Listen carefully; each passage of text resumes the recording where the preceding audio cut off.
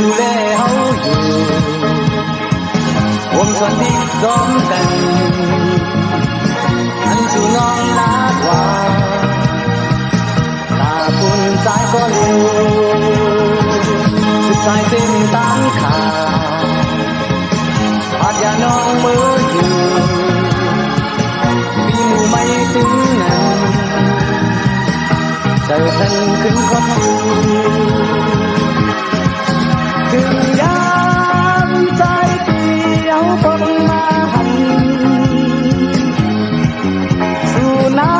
ำบ่ถึงวงเวียนกันสูงนางผู้ก็เปิงลัดวันก็เปิงที่พาน้องขึ้นต่อที่ยังหูความสูงพอน้องนางเกิดด้วยคือเขา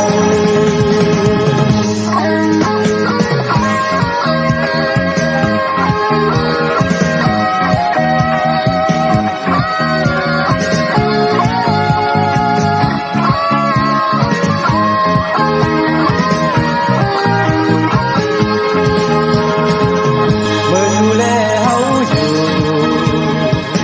ผมสอนดีก้อมกัน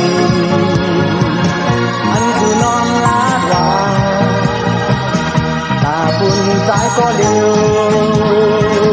คือสายเส้นต่างขันอาจอย่าน้องเมื่ออยู่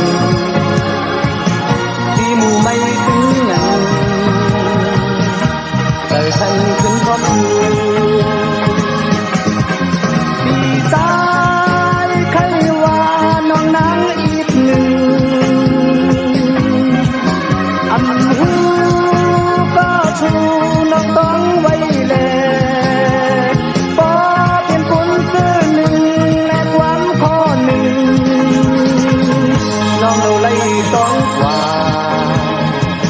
เมื่อตอนที่ก้อมกันอันสู่น้องลาดว่าตาปุ่นสายก็เดียว